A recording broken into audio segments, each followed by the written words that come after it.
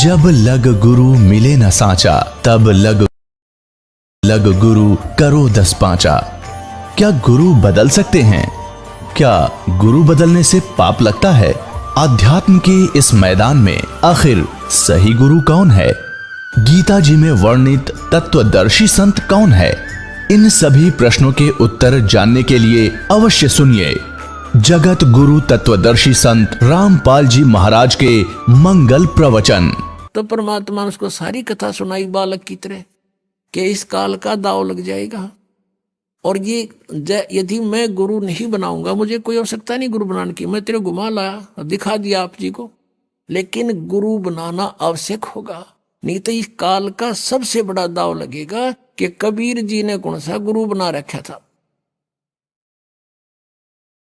रामानंद जी की बहुत देर के बाद डाडस बंधा, हिम्मत हुई और कहा भगवान मुझे लज्जा बहुत आएगी जब मुझे गुरु कहोगे। अक स्वामी जी आप मेरी तरफ देखो, और ये आपके भाई बहन या काल के जाल में भयंकर कष्ट उठा रहे हैं, और इनकी तरफ देखो, मेरी आज्ञा का पालन करो। तब रामानंद जी ने स्वीकार कर लिया कि जो आज्ञा आपकी होगी वही करूंगा। तो ऐसे रामानंद जी परमात्मा के गुरु रूप में विराजमान रहे। कहते हैं रामानंद से लक्ष्य गुरु, तारे शिष्य के भाव, शिष्य चेलों की गिनती नहीं, जो पद में रहे समय। कि रामानंद जी जैसे लाखों गुरु, तारे शिष्य के भाव, उनके शिष्य बनकर उनका बेड़ा पार कर दिया, और चेलियां की तो गिनती नहीं, जो पद में रहे समाये, जो विधिवत साधना करेंगे तो उनको तो आप बहुत आसानी से पार करेंगे। तो कहने का भाव ये है, आज का जो टॉपिक है, वो जो विषय है इस सत्संग का, गुरु बिन माला फेरते, गुरु बिन देते दाने, गुरु बिन दोनों निष्फल हैं, चाहे पूछो वेद पुराण। अब भगवान बताते हैं कि गुरु के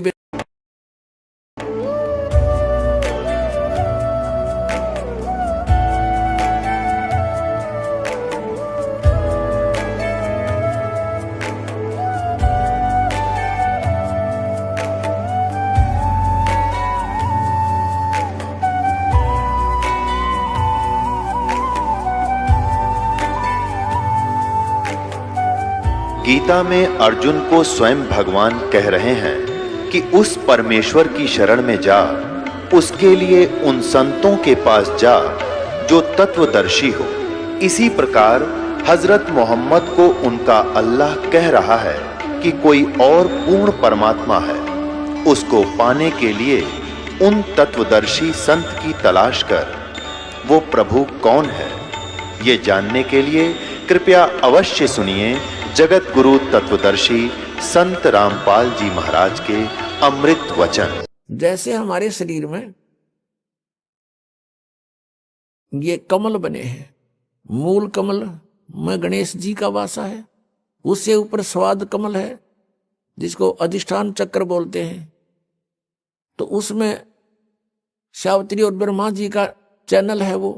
यानी चैनल क्या होते हैं? टीवी में चैनल होते हैं, ओरिजिनल कार्यक्रम तो उनके कहीं पर भी वो लाइव दिखा रहे हैं, तो कहीं से वहां कहीं और हो रहा दिख रहा है टीवी में, और दिखता उसी को जो उसका चैनल ऑन हो जा उस कार्यक्रम का, तो वो कार्यक्रम हो रहा है कहीं और दिख रहा है टीवी में। तो ऐसे ही ये ऊपर नजारे हो रहे हैं कहीं और दिखते हैं इस शरीर के अंदर, और दिखते केवल ये ब्रह्मांड के ही हैं, सतलोक के इसमें नहीं दिखते, क्योंकि अंड और पिंड के पार स्वदेश हमारा है। तो ये क्या करते थे, इनको अंदर समाधिस्थ हो जाते थे, कोई चैनल ऑन हो जाता है इनकी पूर्व की भक्ति से, और फिर उसमें वो देखते हुए नजारे, कोई जैसे झरने दिख रहे हैं, कहीं पर कोई सवारी आ रही है, कोई किसी की, ये काल उनको मूर्ख बनाने के लिए एक बाजीगरी शुरू कर देता है। अपने आत्माओं जैसे सिनेमा देखने जाया करते, पहले फिल्म देखने, अपने पल्ले से पैसे लगाते और 3 घंटे ऐसे जाते जैसे 3 मिनट चली गई हूं, और फिल्म समाप्त होते ठगे से रह जाते, जैसे तो और चलनी चाहिए थी, थोड़ा सा समय हुआ और 3 घंटे, और 3 घंटे वो बैठ के दिखाओ भक्ति में, कति नहीं बैठा था, 100 बार इधर देखेंगे, 100 बार इधर, वहां चले वहां चले। और तो ये समाधिस्थ न्यों होया करते थे, काली ने मूर्ख बना रहा था। अब ये मन जो है ये टिकने नहीं देता जीव को। अब इसके वहां समाधिस्थ होकर ये कई वर्षों तक बैठे रहते थे। इसका कारण ये था कि मन को बाहर की अपेक्षा अंदर के नजारे बाहर से अच्छे दिखने लग जाते, तो ये उनमें लीन होता, उधर पहुंचा, वहां चला, और खाए जा धक्के, इतने समय पूरा हो जाए इसके जीवन का। और वो हठ योग करने से सिद्धियां आ जाती हैं। परमात्मा के नाम से जो भी व्यक्ति कोई क्रिया करता है उससे उसके अंदर सिद्धियां आ जाती। मोक्ष मार्ग नहीं है वो। उन सिद्धियों के आधार से इन्होंने किसी को हानि कर दी, किसी को लाभ दे दिया, अपनी कमाई नष्ट कर दी। इससे ये महर्षि प्रसिद्ध हो गए। किसी का भविष्य की बातें बता दी कि तेरा ऐसा होएगा, तो लोग उनको पूजने लगे। अरे उसने केला तोड़ दिया, न्यू बता दिया तेरा छोरा मरेगा, लड़का मरेगा। वो पहले और चिंता शुरू कर दी, और फिर समाधान बताओगे, ये कर दो वो कर दो। और फिर उसकी मृत्यु तो होनी डेफिनेट है, क्योंकि उनके पास वो मार्ग नहीं जिससे उसकी आयु बढ़ जाए, जो इस दास के पास परमात्मा ने दे रखी है। तो फिर वो लड़का मर जाता है। तो अगर और अड़ोस पड़ोस के भी कहते हैं भाई उस महात्मा ने तो पहले बता दिया तेरा लड़का मरेगा, बताओ उसने केला तोड़ दिया, लड़का मरेगा। और उसी से वो प्रसिद्ध हो गए, भाई बड़ा बहुत भविष्य की जानता है। तो इसका कोई लाभ था इनसे। तो अब परमात्मा कहते हैं कि तुम किसी से ज्योतिष दिखा के आना, नाम लेने तो पहला, फिर ना धक्के खाना, नहीं तो नाम खंड हो जाएगा। और वो कोई आपको हानि बता दे कि आपको उस समय में इतनी हानि होगी, या कोई ऐसा दुर्घटना होगी, आपके परिवार का सदस्य या आपकी कोई मृत्यु का संयोग बताता है, तो यहां उपदेश लो और सच्चे दिल से नाम खंड मत होने देना। और फिर देखना, एक भक्त ऐसे ही चिंतित था, उपदेश लिया, और उसका ज्योतिषी वाला बताता था देखो तेरी ये आयु की वो है रेखा यहां से कटी हुई है, इससे आगे कोई आयु नहीं है। उसने 2-3 को दिखा, उन्होंने सही ऐसे ही बताया। वो बहुत चिंतित, उपदेश लिया, भक्ति करता रहा डर के, क्योंकि जिसने मौत दिखाई देती है वो भक्ति डट के करता है, बकवाद छोड़ देता है। उसकी जो आयु बताई थी उसके बाद फिर वो गया, वैसे उसने जन्म पत्री भी बनवा रखी थी। तब वो देखने वालों ने दोबारा कहने लगा तेरा हाथ दिखा, नाम नहीं दिखाया करते हाथ, बकवास करते हो तुम। वह जन्म पत्री उनका एक विशेष पुरोहित था, उसके पास रखी थी। उसने पढ़ कर देखी कि कितनी उम्र होगी तेरी, कि मेरी 30 वर्ष, और तुझे तो 25 वर्ष में मर जाना चाहिए था। तो वो भक्त बोला तू मरे, हम नहीं मरे, तू मरेगा निकम्मे। राजा तो भी नाम ले लेके केला तोड़ दिया, तेने बता दिया 25 साल की उम्र में मरूंगा, तेरे पास समाधान तो था नहीं। तो इस प्रकार ये ऋषि महर्षि प्रसिद्ध हो गए। और ये काल का जाल है। तो ये जो साधनाएं परमात्मा बताते हैं कि अब स्पष्ट कर दिया प्रभु ने कि कलयुग में जीवन थोड़ा है, और कर ले वेग से संभार, वेग माने शीघ्रता से। और योग साधना इबतरी बने नहीं, केवल नाम आधार। जैसे तुलसी साहब जी हुए हैं, वो जिसने रामायण लिखी है, वो भी कहते हैं कलयुग केवल नाम आधारा, सुमर सुमर नर उतरो पारा। अब कौन से राम का, कौन सा नाम? अब नाम के ऊपर बात आ जाती है कि मोक्ष मंत्र के जाप से होगा। मंत्र के जाप से हमारी भक्ति बनेगी, कमाई बनेगी, और उस कमाई की, भक्ति की कमाई से हम फिर दोबारा रिचार्ज होकर के सतलोक जा सकते हैं। हम जब सतलोक से आए थे हम फुल चार्ज थे, यानी हमारे पास हमारे बैग भरे थे हमारी पुण्य कमाई के। इस काल ने हमें लूट लिया, और जो साधना इसने बताई हैं वो अस्थायी लाभ की है। जैसे वेदों में ओम नाम का जाप 5 यज्ञ बताई है, तो ये ओम नाम ब्रह्म का है, ओम नाम की कमाई महास्वर्ग में, और इसके नकली सतलोक में, वहां हम बर्बाद कराते थे। जैसे आपको बहुत बार बताया है कि एक समय मार्कंडे ऋषि साधना कर रहा था, तब ऐसे समाधिस्थ होकर बैठा था, और जो वर्तमान में इंद्र होता है स्वर्ग का राजा, वो यज्ञ तप आदि से बनता है। तो उसको एक हिदायत इंस्ट्रक्शन होती है, उसके लिए एक चेतावनी होती है कि तेरे से शासन काल में यदि कोई इंद्र की गद्दी प्राप्त करने योग्य तप कर लेगा तो तुझे गद्दी से हटाना पड़ेगा और उसको गद्दी पर नियुक्त करेंगे।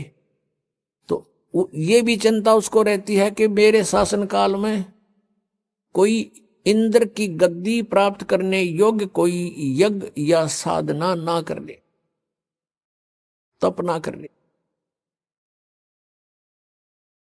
इसलिए वो अपने देवताओं को पृथ्वी पर एज ए CID इंस्पेक्टर छोड़ देता है। तो ऐसे किसी दूत ने जाकर के इंद्र को बताया कि बंगाल की खाड़ी में एक मार्कंडे नाम के ऋषि बहुत दिनों से साधना कर रहे हैं, तप कर रहे हैं।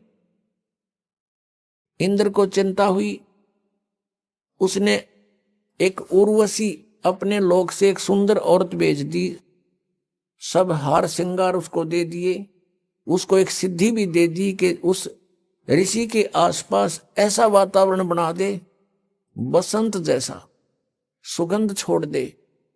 और उसने ऐसा ही किया, और फिर वो सामने जाके खड़ी होगी, सब सुंदर आभूषण पहने हुए।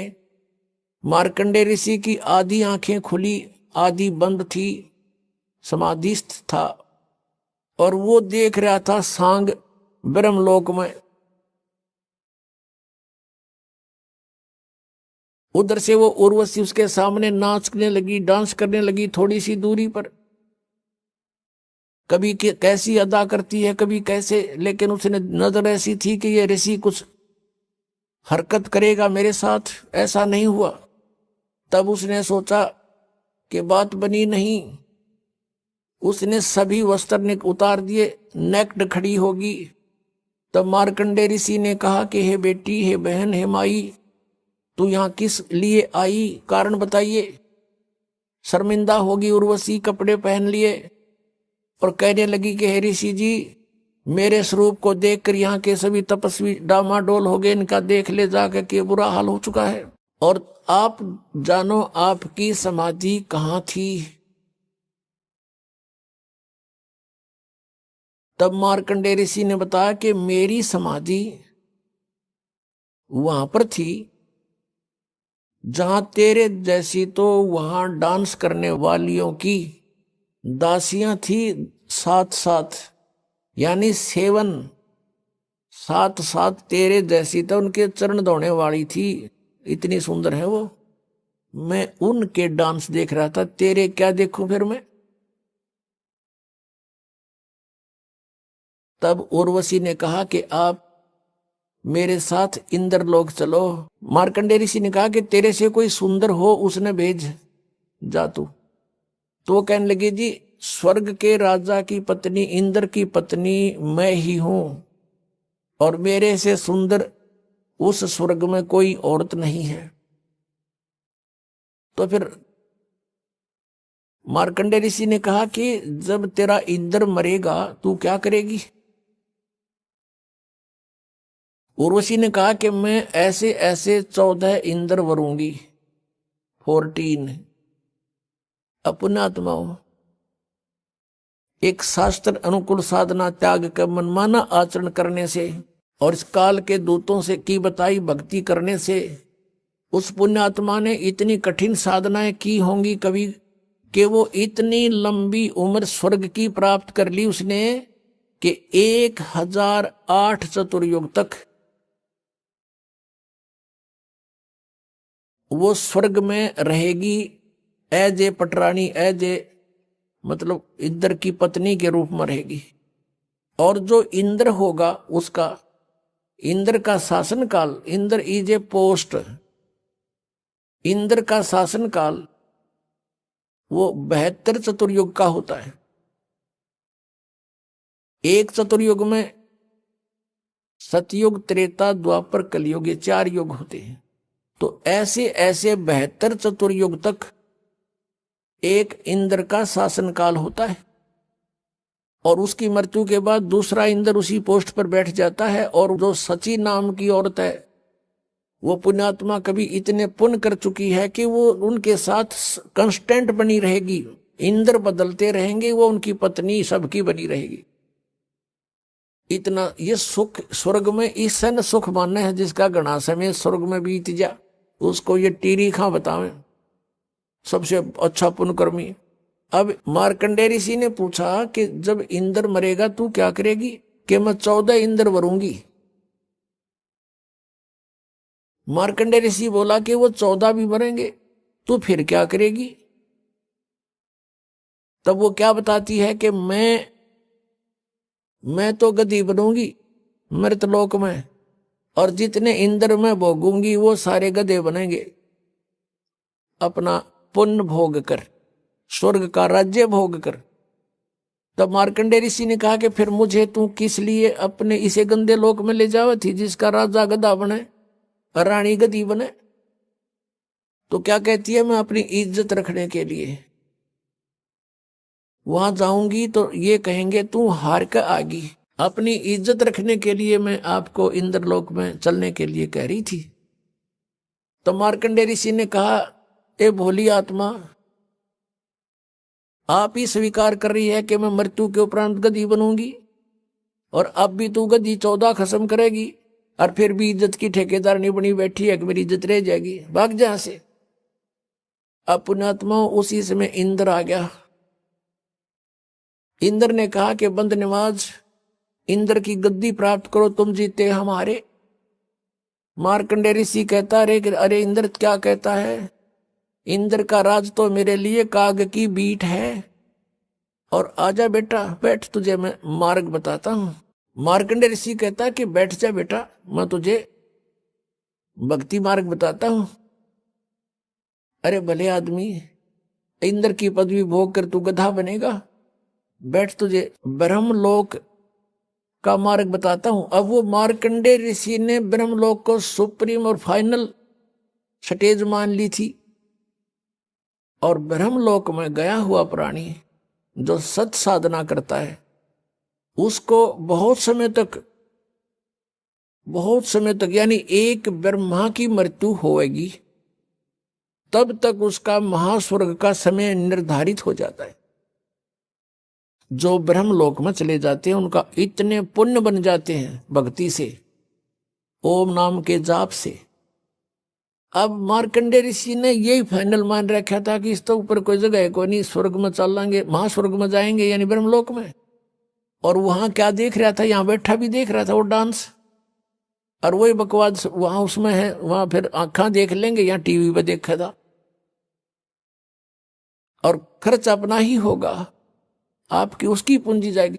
तो मार्कंडेय ऋषि ने उसको समझाया कि ये छोड़ दे इंद्र की गद्दी और भक्ति कर तू, और वहां ब्रह्मलोक में चल। अब इंद्र क्या कहता है कि महाराज जी फिर देखेंगे, इब तो मैंने मौज करने दे, अगजा मर ले डूब के। अब पुण्यात्माओं ये स्थिति प्रत्येक प्राणी की है। जैसे इस दास के साथ प्रारंभ में ऐसे बीता, किसी मित्र को, प्यारे को, रिश्तेदार को, या वैसे कोई संपर्क में आए व्यक्ति को समझाते थे कि भक्ति करो, क्योंकि जिसके पास अच्छी पोस्ट है, 2 पैसे समय पर प्रयोग करने को हैं, या किसी के पास धन है, अच्छे बिजनेस है, वो सामने गुट्टी लावे और 100 बकवादों में ध्यान उसका रहता है। तो उसे हम कहते कि भैया भक्ति करो, परमात्मा का नाम लो। पहले तो वो कहते किसने देखा भगवान। अब देखो पुण्यात्माओं, हमने समझना है, वो तो जैसे बोली वो बोल लेंगे, उनको ज्ञान जितना उतना ही बोलेंगे, और फिर क्या कहते हैं, देखी जाएगी जो होगी। अब किसने देखा है? जैसे हम कहते भी भक्ति ना करोगे तो गधे बनोगे, पशु बनोगे, ऐसा भगवान के विधान में है। तो वो क्या कहते हैं, देखी जाएगी, किसने देखा है? अब गधा अपने पास से के देखी जाएगी, क्या देखोगे? वो तो कुम्हार देखेगा। फिर 2.5 मन का बोरा कमर पर होगा, हाथ में लठ, और जहां स्थान खाली दिखेगा उड़े मारेगा तेरे। अब देखना तो अब देखो, बुराई त्याग दो, भक्ति करो, अपना कल्याण करवाओ। फिर वो क्या कहते हैं, किसी ने देखा आगे का कि ऐसा होगा। अब पुण्यात्माओं, जैसे 5-4 अंधे जा रहे हो एक मार्ग पर, आगे से आंखों वाला उनको मिले और वो कहे भाई कहाँ जा रहे हो सूरदास? वो कहते हैं बाग में जा रहे हैं। और उनको कोई बताया कि ये बाग नहीं है, इधर तो आप जा रहे हो, ये तो वन है, घोर वन, इसमें भयंकर हिंसक प्राणी है, तुमने खा जाएंगे, इधर मत जाओ, रास्ता वापस आओ, और आपको दूसरा रास्ता बताता हूं। अब वो अंधे न्यू कहें कि किसने देखा है, देखी जाएगी। अरे भले आदमी, जो आपको बता रहा है वो देखकर बता रहा है, आंखों वाला है वो, और आपको जो बता रहा है वो सारी आपके साथ बीतेगी उस जंगल में, बियाबान में। तो यही सती थी आप और हम की थी। जिन महापुरुषों की आंखें थी, दिव्य दृष्टि खुली थी, वो आंखों वाले थे। उन्होंने इतने 12 ग्रंथ बनाए हमारे लिए, हम अंधों के लिए, कि तुम हमारी बात पर विश्वास कर लेना, ना दिखता हो तो। अब आंखों वालों की मानने नहीं, और अंधे ने आप दिखता नहीं, तो क्या होगा उसके साथ? वही रिजल्ट होगा जो आंखों वाला बता रहा था। यदि उस मार्ग को नहीं बदलेगा तो उसके साथ वही बीतेगी जो पहले बताई गई थी। अब जैसे कोई चोर ने ये कहे तू चोरी ना कर, भाई वहां पकड़ा गया तो पब्लिक पीटेगी, फिर पुलिस में देंगे, तेरी सजा होगी, काला मुंह करेंगे, और वो चोर न्यों के देखी जाएगी। और कोई नो कहे तो भाई डराने के लिए कहा। कुछ ऐसे भी सिरफरे हैं कि ये रोचक भयंकर यथार्थ वाणी तो डराने के लिए कह रखी है।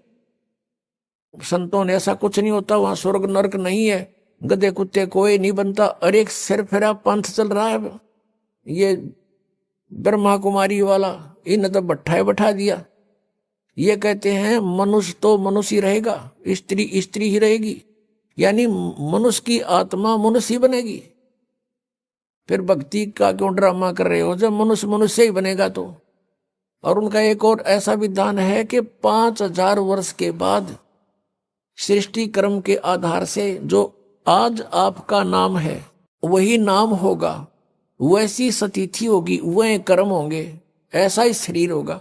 एक भगत बता रहा था कि एक काना था, एक लूच रहा था, और हमसे भी टकराए थे एक बार ऐसे ही, जिसको पोलियो हो रहा था एक, और वो भी ये गुण गावे इन ब्रह्मा कुमारी वालों के, और वो भी कथा सुना में बैठ कर डिस्कस करें, बहस करें हमारे साथ। तो वो कहने लगा कि 5000 वर्ष के बाद ऐसा ही मनुष्य तो मनुष्य बनेगा, और जो जिसका नाम है बाप का नाम, और जो उसका शरीर की सतिथि एज इट इज चेहरा होगा। तो उस भक्त कह रहा था कि मैंने उसे कहा कि काने तू तो काना ही बनेगा 5000 वर्ष के बाद, और लंगड़े तू लंगड़ा ही बनेगा। फिर टट्टू की भक्ति कर रहे हो तुम, क्या फायदा इस भक्ति का?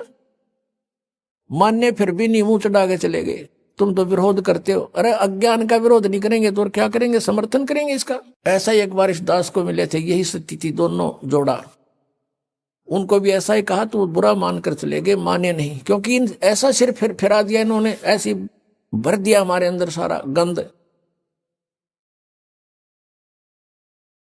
तो जो प्रसंग चल रहा है कि हम उस परमात्मा को पाने के लिए जो प्रयत्न हमने करना है, जैसे अंधे न दिखा नहीं, आंखें वाला कि वो मानता नहीं, तो फिर वही होगा जो उसके साथ बताया गया है। अब जैसे चोर चोरी करता है और उसको कोई कहता है भी तेरे साथ ऐसे ऐसे बीतेगी, अब वो सच्चाई भी है और भयानक डर भी है, और डरेगा तो बच जाएगा। जय वो डर मानना इस बात सच्चाई है ये, और भय भी होना चाहिए इस बात का भी, गलत डर होना चाहिए कि मैं चोरी कर रहा हूं तो ये बीत ना जाओ मेरे साथ में, तो वो फिर गलत काम को त्याग देगा। और जो कहता है देखी जाएगी, तो फिर वो चोरी करेगा ही, फिर वो पकड़ा भी जाएगा एक दिन, उसकी वो सारे काम होंगे जो पहले बताए थे। ऐसे ही संतों ने जो हमें बताया है कि जो कबीर साहब कहते हैं, कबीर हरि के नाम बिना ये राजा सब हो, मिट्टी लदे कुम्हार के, घास न डाले कोई। ओए होए, जो मालिक ने वचन बोल दिए कि भक्तिहीन आपका राजा भी हो वो गधा बनेगा और मट्टी लदे को मार के घास भी बाहर खा के आओगे, वहां उसकी कोई सेवा नहीं होती, ऐसी दुर्गति होगी। और जो मालिक ने बोल दिया फाइनल समझ लेना, कदे किसी का भ्रम हो, ये अज्ञान का भ्रम है, इसको हटाने के लिए सत्संग की आवश्यकता है। और सत्संग केवल कबीर परमेश्वर ने ही हमें दिया है, और उसी के आधार से दास आपके सामने उन्हीं का दिया हुआ ज्ञान प्रचार कर रहा है। पुणात्मा, वो परमात्मा स्वयं आते हैं इस तत्व ज्ञान को बताने के लिए। वो प्रत्येक युग में आते हैं। सतयुग में परमेश्वर का नाम सत सुकृत था, और त्रेता में परमेश्वर का नाम मुनिंदर था, मुनिंदर ऋषि। द्वापर में करुणा में, और कलयुग में कबीर देव, कबीर साहब उनका नाम रहा है।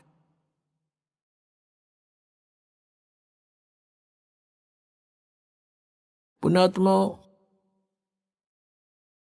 यदि परमेश्वर नहीं आते यहां पर तो हमें यह भक्ति मार्ग प्राप्त नहीं होता।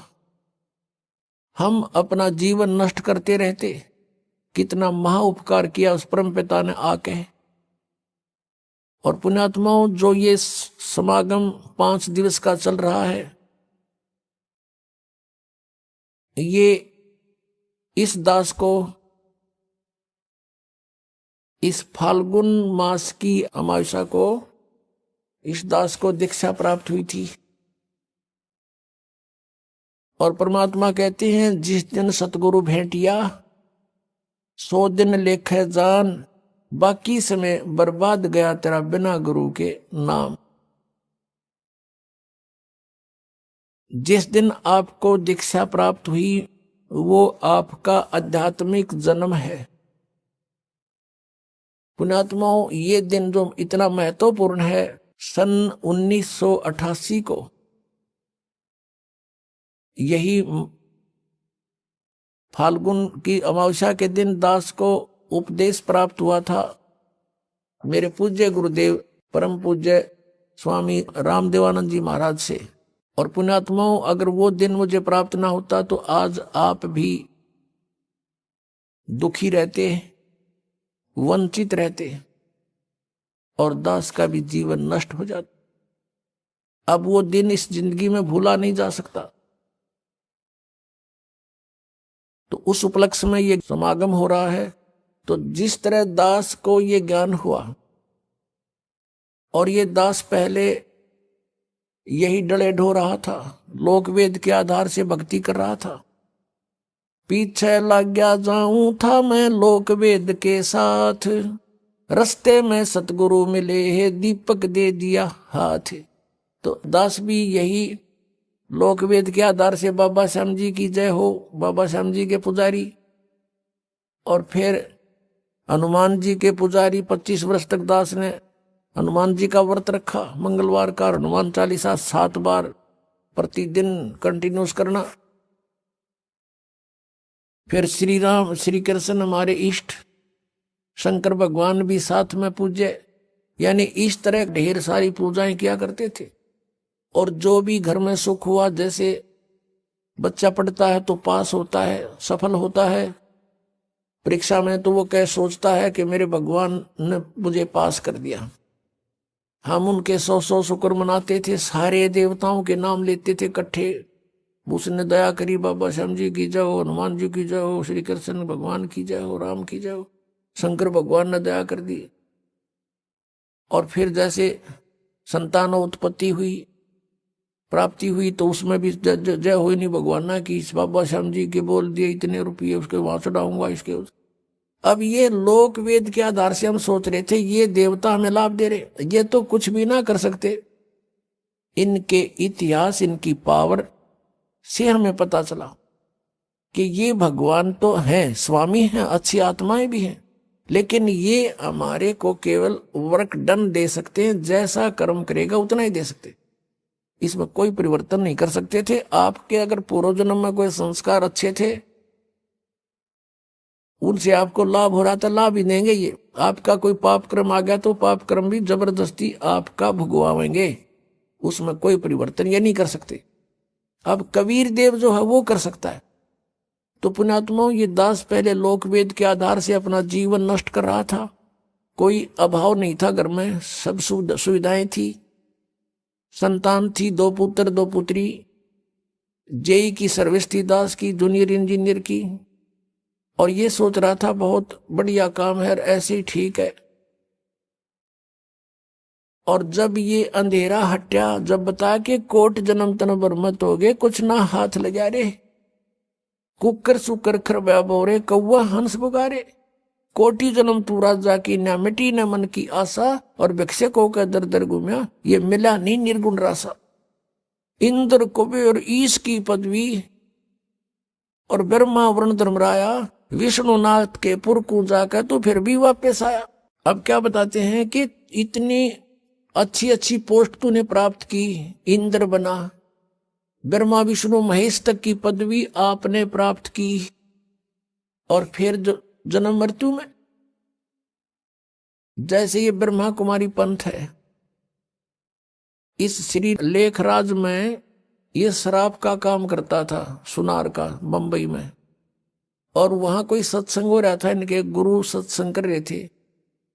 एकदम इसमें कोई और आत्मा आएगी जो कभी किसी जन्म में वो कोई शिव पद पर रहा था, और वो एकदम बेहोश हो गया, यूं आंख लाल लाल होगी, फिर बोलने लगा शिव हम, मैं शिव हूं, मैं शिव, और भूत बोला। अब जैसे बताऊं, एक बार एक गांव का सरपंच मर गया, भूत बन गया, और वो आके किसी में प्रवेश करके बोले, और बैठ के कुर्सी पर नो, मैं सरपंच हूं फलाना, आओ इधर कराओ साइन मेरे। अब वो अब भी अपने आप को सरपंच मान रहा था। तो ऐसे उसका भ्रम था, उसने यो एक अड़ंगा और पैदा कर दिया, ब्रह्मा कुमारी वाला पंथ। अब भगवान आवे और दूसरे में बोल लगा, वो माइया बोलने लग गया बुढ़िया में। भगवान ने किसी के बॉडी की जरूरत नहीं है, उसका सहयोग लेकर उसमें बोले। तो काल का विधान है, स्वयं भी ऐसे ही बोलता है, और इसके देवता भी ऐसे ही किसी में प्रवेश करके बोलते हैं।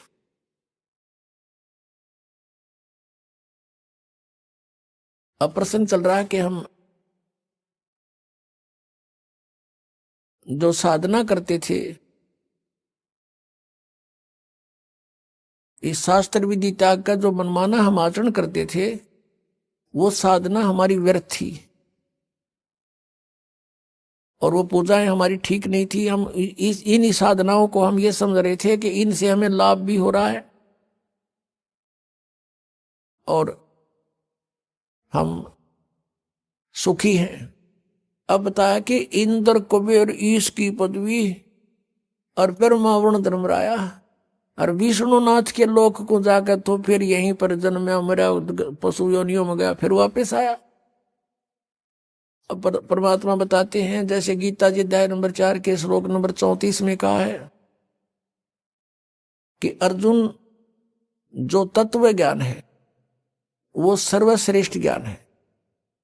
चौथे अध्याय के 32वें श्लोक में गीता जी में कहा है कि वो तत्व ज्ञान सच्चिदानंद घन ब्रह्म की वाणी में ब्रह्मणे मुखे, इन्होंने अनुवाद गलत कर रखा है, वहां पर ब्रह्मणे मुखे का अर्थ कर रखा है वेद की वाणी नहीं। 17वें अध्याय के 23वें श्लोक में इन्होंने ही अनुवादकर्ताओं ने ब्रह्मणे का अर्थ किया है सच्चिदानंद घन ब्रह्म। वहां सही किया, क्योंकि वहां विचलित नहीं हुए, यहां विचलित हो गए।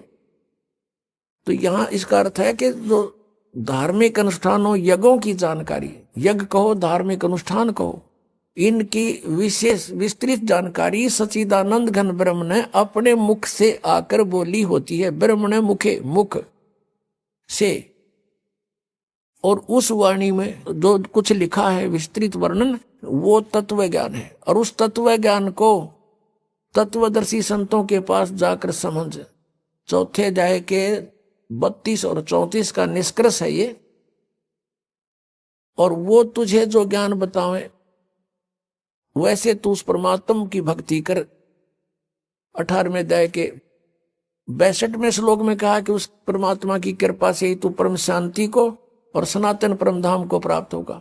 गीता ज्ञानदाता कहता अपने विषय में चौथे अध्याय के 5वें श्लोक में और 9वें श्लोक में, दूसरे अध्याय के 12वें श्लोक में, 10वें अध्याय के दूसरे श्लोक में कि तेरे और मेरे बहुत जन्म हो चुके, तू नहीं जानता मैं जानता हूं। इससे सीधा कि ब्रह्म की साधना ये ब्रह्म है। और 8वें अध्याय के 13वें श्लोक में कहता मेरा ओम मंत्र है, नथिंग एल्स। तो इस गीता ज्ञानदाता की साधना ओम नाम के जाप से करने से साधक भी जन्म मृत्यु में और ये भगवान भी जन्म मृत्यु में, प्रभु भी, स्वामी भी। इसलिए ये कह रहा है कि उस तत्व ज्ञान को जानने वाले तत्वदर्शी संत को खोज, फिर वो बताओ वैसे साधना कर। 15वें अध्याय के 1 से लेकर 4 में स्पष्ट किया है कि तत्वदर्शी संत वो होगा जो उल्टे लटके संसार रूपी वृक्ष के सभी विभागों को पत्तों सहित बता देगा, जानता है। उसके पश्चात परमेश्वर के उस परम पद की खोज करनी चाहिए। 15वें अध्याय के 4 श्लोक में कहा है उस परमेश्वर के परम पद की खोज करनी चाहिए, जहां जाने के बाद साधक फिर लौटकर कभी संसार में नहीं आते। और यहां बता रहे हैं कि इंद्र कुबेर ईश की पदवी ब्रह्मा वरुण धर्मराया और विष्णुनाथ के पुर को जाकर तो फिर भी वापस आया।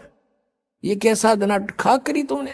कहते तुमने वो वास्तविक way of worship, real way of worship नहीं प्राप्त हुई,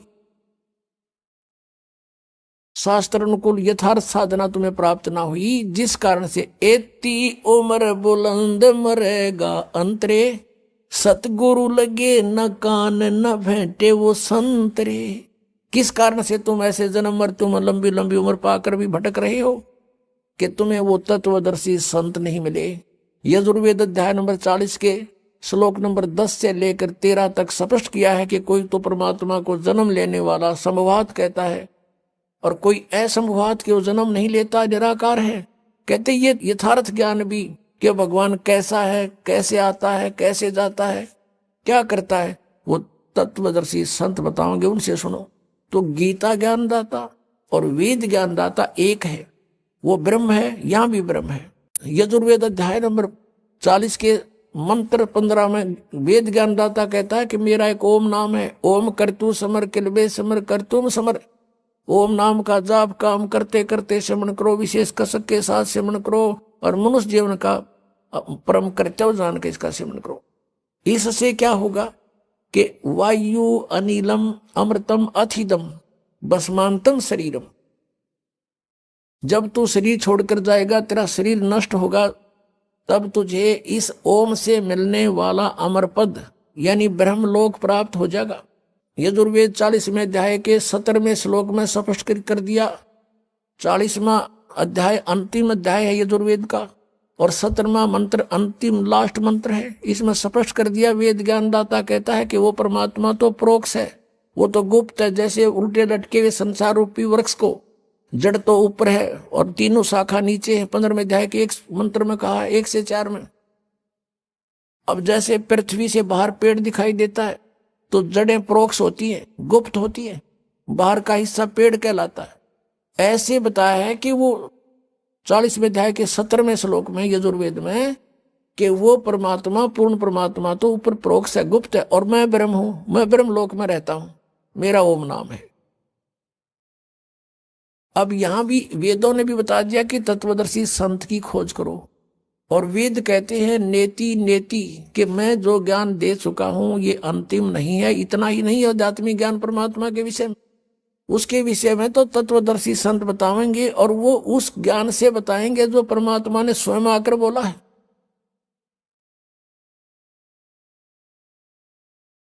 फिर क्या बताते हैं, असंग जन्म तन मर्त्या होगे, जीवित क्यों न मरे रे। 12 मध्य महल मठ बोरे, बहुर न दे धरे रे। कि असंग जन्म तन मर्त्या होगे, एक बार जीवित मर के देख। जीवित कैसे मरना होता है? मन चाहता है यहाँ के कार कोठी बंगले गुटी सुटी लगाना, ब्याह के अंदर नाचना गाना, डीजे बकवाद। कहते इनसे मन हटा। अपने आत्मा सोचन की बात है, ये किसी के कहने से नहीं, कोई प्रतिबंधित नहीं होते ये नियम। लेकिन जो संत नियम बनाते हैं वो आपके लिए लक्ष्मण रेखा होनी चाहिए। उसका उल्लंघन करते सीता का कितना विनाश हुआ, बिरान माटी हुई और दुनिया मरवा दी। और उन्होंने कहा था इससे बाहर मत जाना तो सुरक्षित रहेगी। तो उस परमात्मा ने जो नियम हमें बना कर दिए हैं ये लक्ष्मण रेखा समझ लेना। अब जैसे एक विवाह हो रहा था किसी का, शाम ने डीजे बजावे, नाचे कूदे, बहन भी बेटी भी सारी, उनके फोटो उतार रखे। अगले दिन बारात में जा रहे थे, भाई का विवाह था लड़के का, तो उस शहर से यानी रोहतक से कलानौर के पास एक दुर्घटना होगी। वह दुल्हे वाली कार ही टकराएगी किसी दूसरे से, 7-5-6 मर गए, उसी दुल्हा भी मर गया और उसी परिवार के रिश्तेदार वो खुद मिलकर 5-6 एट द स्पॉट मृत्यु होगी। अगले दिन पेपर में आ रहा था उनका हाहाकार मचाते, बाढ़ पड़ रही, बहन बेटियां बुरी तरह रो रही है, एक दूसरे से लिपट रही है। अब बता लो डीजा, कोई बात हुई यहाँ पर?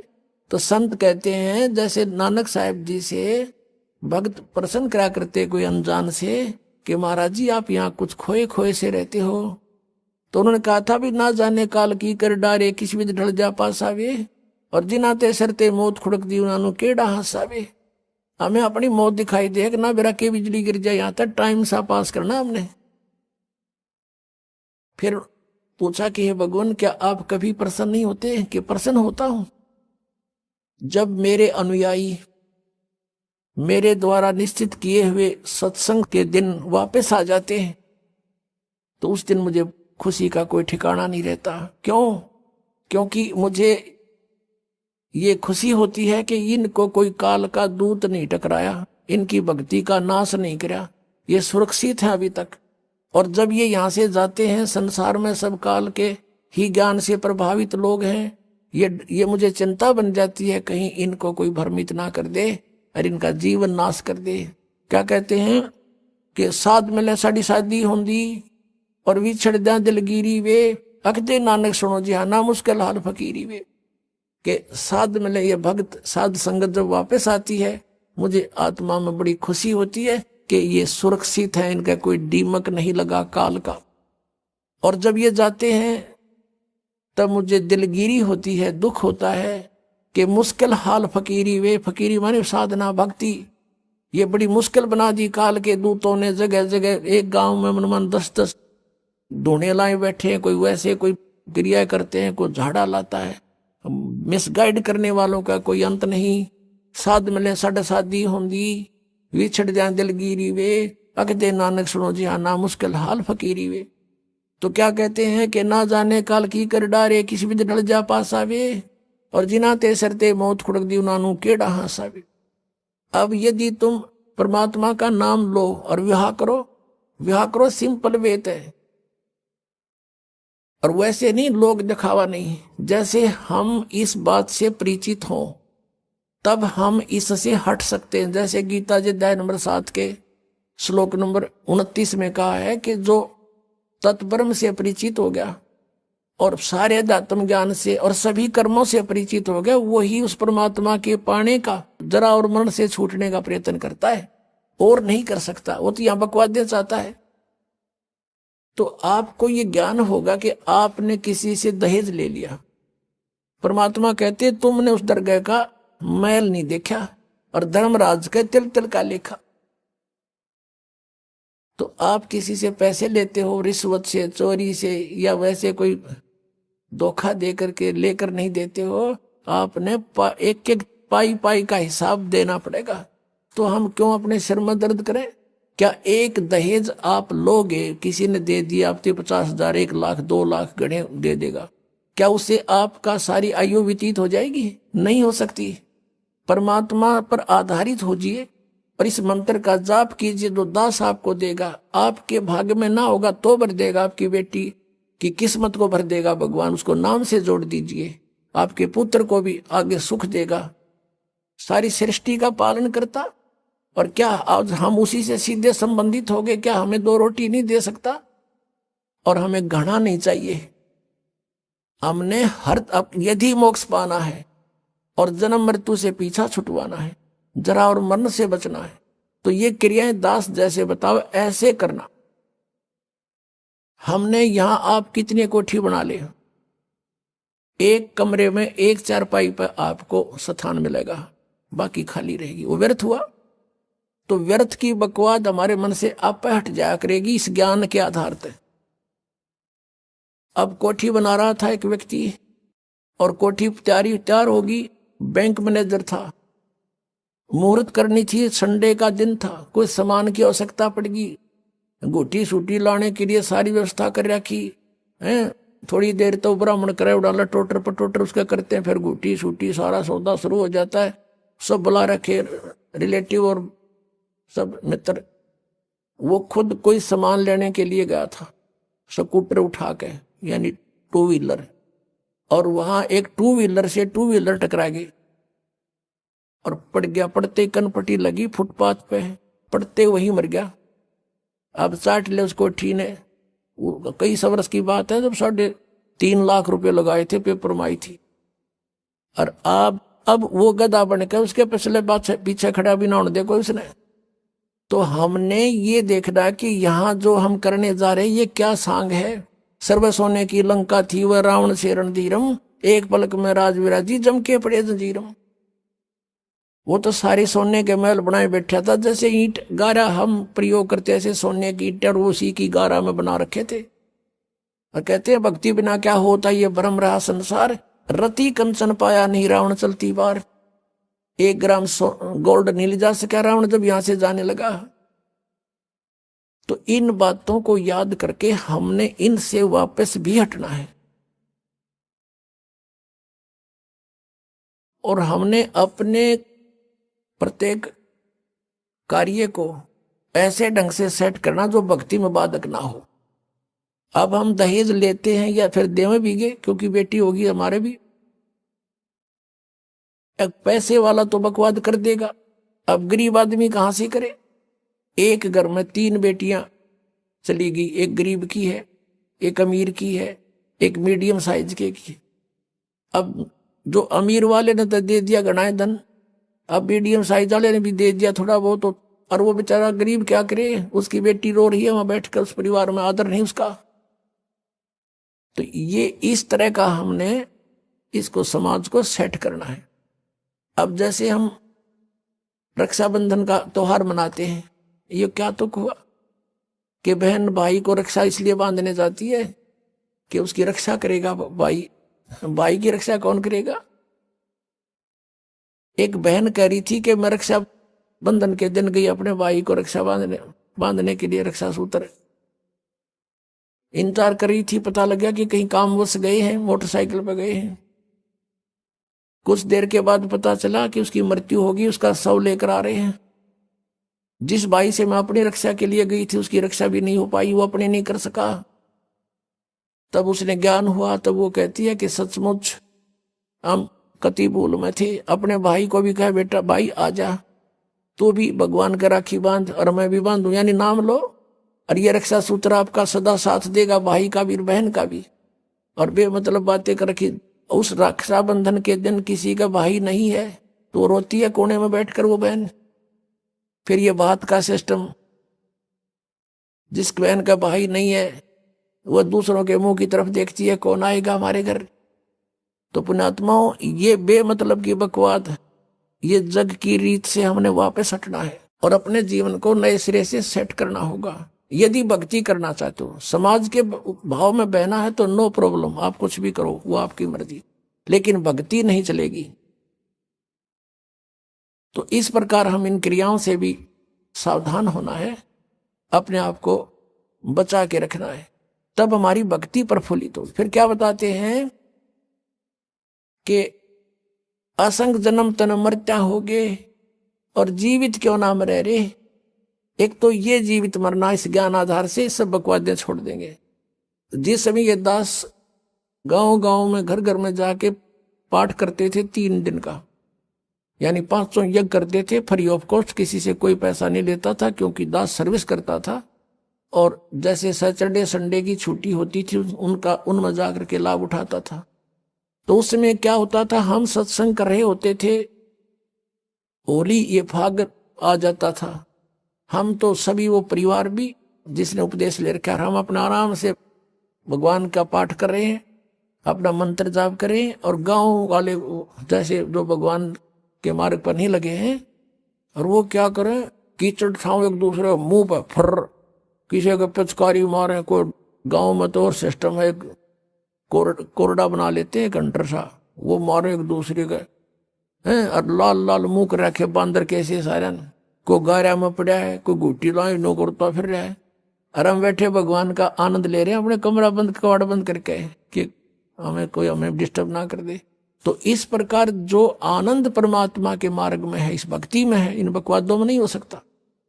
तो इस तरह की हमने नहीं करना, क्योंकि हम यहाँ के वासी नहीं हैं और यहाँ सुख नाम की चीज नहीं है। आज हम खुशी मना रहे, 1 मिनट में ना जाने के बिजली गिर जाए। और परमात्मा की भक्ति करेंगे, इससे हमारा बचाव बनेगा। और ये इस तरह के जो मर्यादाहीन कार्य करने से नामखंड हो जाएगा। नामखंड होते ही भगवान रुष्ट हो जाएगा, आपके ऊपर काल का अटैक हो जाएगा और आपको फिर हानि हो जाएगी। तो इस डर से हमने अपना यहाँ टाइम पास करना है और भक्ति की ख्यास करना है, भक्ति बढ़ाते रहना है। धर्म पुण्य जो भी क्रियाएं बताइए सभी करते रहना, आखिरी सांस तक करना पड़ेगा आपको। और दूसरे टाइप से जो जीवित मरना है,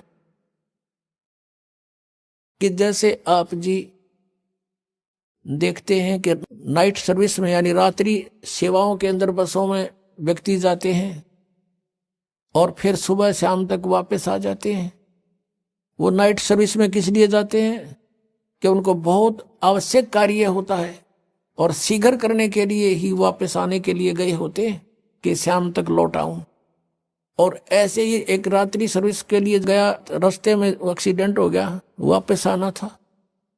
इतनी शीघ्रता थी उसको, इतना आवश्यक कार्य था कि वापस आना था उसको, और दुर्घटना मृत्यु होगी नाइट सर्विस में। अब वो कहाँ गई वो शीघ्रता, कहाँ गए जिसके लिए पंजे ना टक्के थे, वो क्या ले गया साथ में। तो आप जी ये सोच लीजिए, जब सतलोक आश्रम बरवाला की तरफ सत्संग निकटावर चलना चाहो तो न्यू सोच लो हमारी मृत्यु होगी आज और इब्बा होगी, और आ जाओ यहाँ पर सत्संग सुनो, 3-4 दिन फ्री ऑफ माइंड रहो, एक दूसरे से भगवान की चर्चा करो, या और बकवाद मत बतलाना, ये खास रखना। परमात्मा रुष्ट हो जाएगा। ठीक है, कोई मित्र रिश्तेदार मिलता है, बातें करो गृहस्थी की थोड़ी बहुत देर के लिए, फिर अपना मालिक की चर्चा शुरू करें। कोई ज्ञान उससे सुने, कभी आप सुनावे, फिर मंत्र करण लग जावे। सब सुविधाएं भगवान ने आपके लिए दे रखी, इन दासों के द्वारा आपको सारी व्यवस्था करवा के दी जाती है। तो इसका सदुपयोग करना, दुरुपयोग करने से राम रूठ जाएगा आपका, और राम नहीं रूठना चाहिए, ये भी आपको डर लगे। तो ये सोचकर आप आ जाइए और ये सोचिए कि हमारी मान ले परमानेंट मृत्यु हो जाए तो भी तो हो सकती है ऐसे। और अब हम 3 दिन 4 दिन 2 दिन जिसा भी समय आप मरना चाहो मरो, और फिर वापस चले जाओगे घर पे, और परमानेंट टिकट कटेगी, फिर भी तो बात बिगड़ेगी, फिर तो धरा धरा रहेगा, सारा संभाल ही नहीं सकते आप। तो अब जाकर के मान लीजिए तुम समझते हो कि कुछ काम बिगड़ जाएगा, तो अभी तो फिर जाकर संभाल सकते हो, परमानेंट तो नहीं मरे। लेकिन जो परमात्मा के लिए सच्चे दिल से आते पुण्यात्माओं, किसी का आज तक काम बिगड़ा नहीं, बने मिलते हैं। लेकिन वो आपकी श्रद्धा पर डिपेंड करेगा। सतगुरु के दरबार में कमी काहे की ना, अनसा मौज नहीं पावता तेरी चूक चाकरी में। तो इस प्रकार हमने परमात्मा की भक्ति को सुचारू भी रखना। क्या बताया है कि असंग जन्म तन मर्त्या होगे, जीवित क्यों ना मरे रे, और 12 मद महल मठ बोरे, बहुर ना दे धरे रे। अभी तक हमें 10वें द्वार का पता था कि शरीर में 10वां द्वार 10वां द्वार। पुण्यात्माओं, ये जो 10वां द्वार है ये एक ब्रह्मांड का रास्ता है। और आपने ये भी सुना होगा कई बार, क्योंकि जो भक्ति मार्ग में लगे उन्हें सब तरह के साधक संत टकराते हैं। हमने सुना बहुतों से कि एक यहाँ संत रहता था, उसने अपनी योग अभ्यास से अपने शरीर को ऐसा मंत्रों से जाप से ऐसा सेट कर रखा था कि उसने ब्रह्मांड फोड़ दिया। आइए अब हम उन श्रद्धालुओं के अनुभव जानते हैं जो जगत गुरु तत्वदर्शी संत रामपाल जी महाराज जी से दीक्षा प्राप्त कर चुके हैं तथा उनके द्वारा बताए गए भक्ति मार्ग पर चल रहे हैं। नमस्कार सर। नमस्कार सर। सर क्या नाम है आपका? मेरा नाम है प्रिय रंजन प्रसाद। प्रिय रंजन जी, आप कहाँ से हैं? हम सुगियर का तरहसी पलामू झारखंड के रहने वाले हैं। सर, संत रामपाल जी महाराज से नाम दीक्षा आपने कब ली?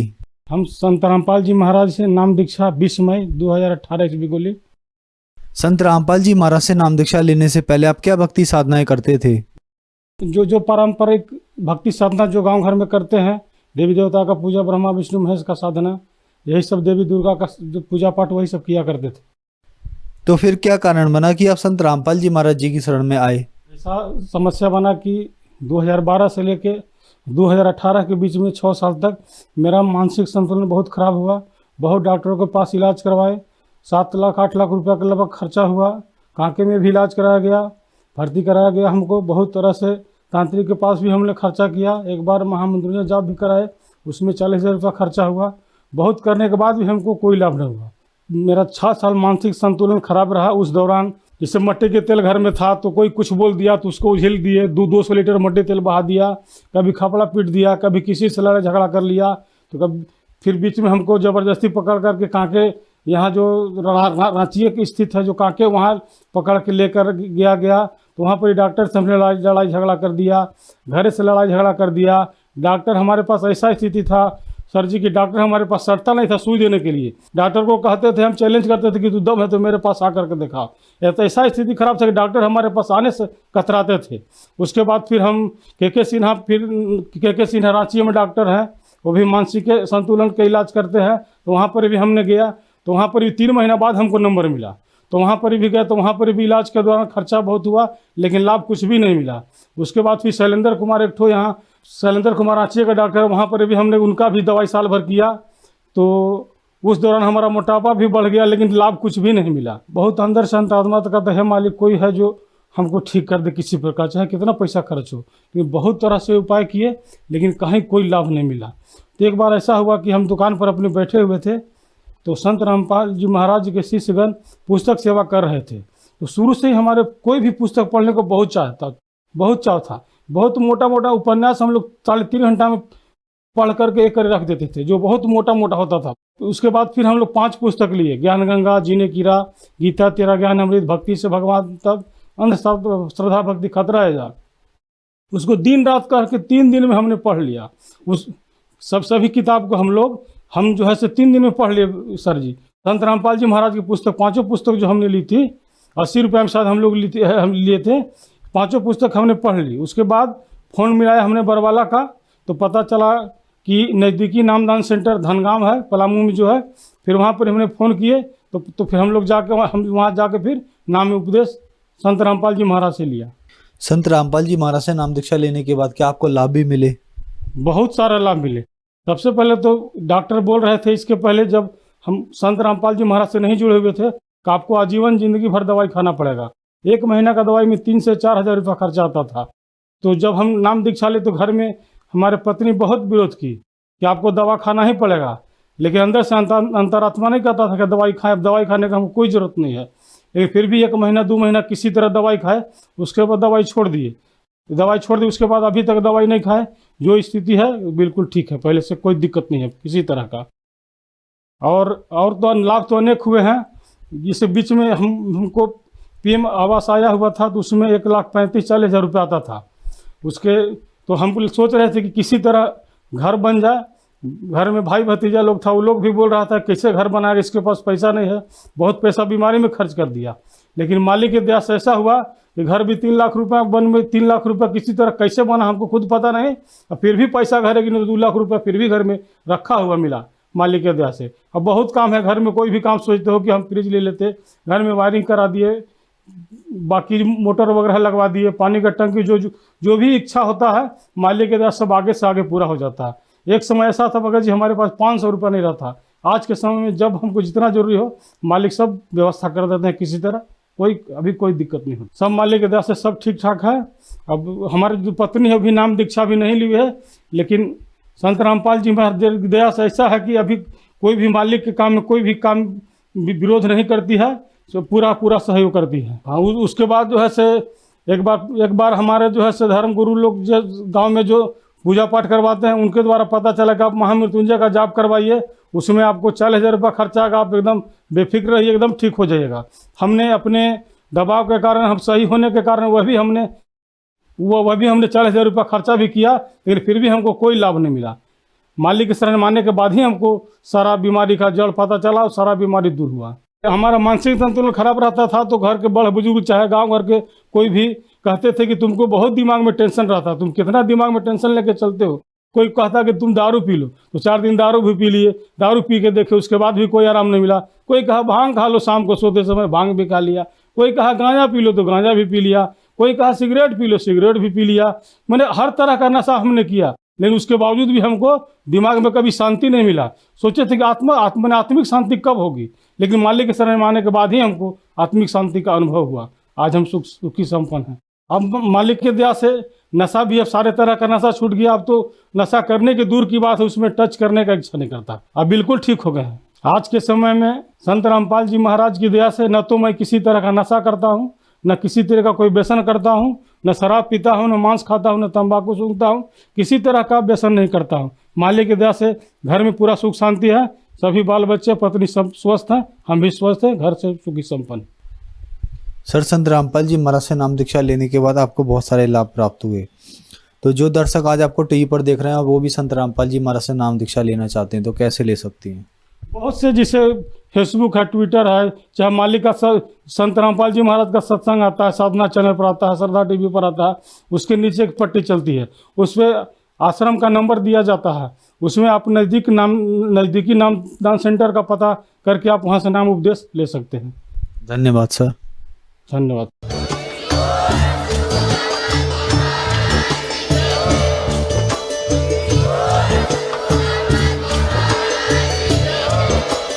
आप सुन रहे थे जगत गुरु तत्वदर्शी संत रामपाल जी महाराज जी के मंगल प्रवचन। अधिक जानकारी के लिए विजिट कीजिए हमारी वेबसाइट www.jagatgururampalji.org। संत रामपाल जी महाराज जी के शुभ आशीर्वाद से पूरे विश्व भर में 500 से भी ज्यादा नाम दीक्षा केंद्र हैं, जिन पर संत रामपाल जी महाराज जी